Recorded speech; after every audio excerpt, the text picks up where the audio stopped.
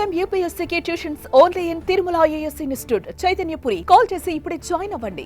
రాజీవ్ యువ వికాస పథకం కోసం దరఖాస్తు చేసుకుంటున్నారా? ఆన్లైన్ లో దరఖాస్తు చేసుకోవడం కొంచెం కష్టంగా ఉందని ఫీల్ అవుతున్నారా? అయితే మీకోసమే ప్రభుత్వం మరో నిర్ణయం తీసుకుంది. ఆఫ్లైన్ లో దరఖాస్తు చేసుకునేందుకు వెసులుబాటును కల్పించింది. అయితే అది ఎలా చేసుకోవాలో ఒకసారి చూద్దాం.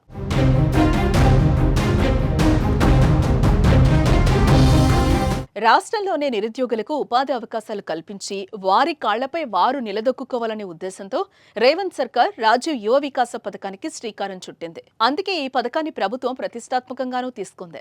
ఈ పథకం ద్వారా రాష్ట్రంలోని ఎస్సీ, ఎస్టీ, బీసీ, మైనారిటీ వర్గాలకు చెందిన నిరుద్యోగ యువతకు స్వయం ఉపాధి అవకాశాలను కల్పించేందుకు ప్రభుత్వం ఆర్థిక సాయాన్ని అందించనుంది.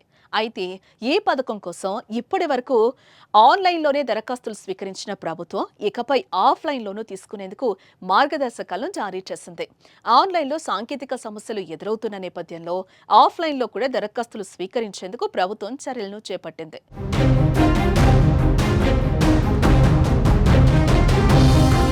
ఆఫ్లైన్లో దరఖాస్తు చేసుకునే వారి కోసం ప్రభుత్వం నమూనా దరఖాస్తులను విడుదల చేసింది.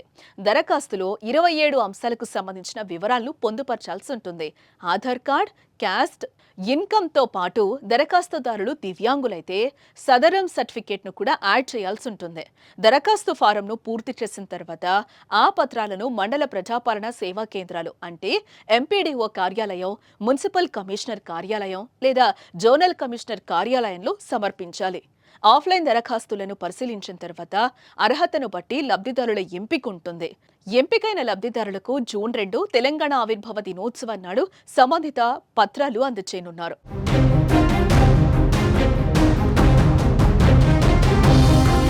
మరోపక్క ఆఫ్లైన్ సౌలభ్యం ద్వారా ఎక్కువ మంది యువత ఈ అవకాశాన్ని వినియోగించుకునేలా ప్రభుత్వం చర్యలు తీసుకుంటోంది.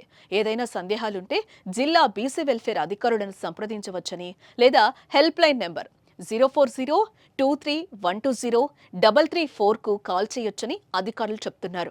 అయితే దరఖాస్తుల స్వీకరణకు ఏప్రిల్ 5 వరకు ఉన్న గడువును ప్రభుత్వం ఏప్రిల్ 15 వరకు పొడిగించింది. ఇక ఈ పథకం ద్వారా గ్రామీణ ప్రాంతాల్లో 1.5 లక్షలు, పట్టణ ప్రాంతాల్లో 2 లక్షల వార్షిక ఆదాయం ఉన్న కుటుంబాల యువతకు 50,000 నుంచి 4 లక్షల వరకు ప్రభుత్వం ఆర్థిక సాయం అందించనుంది.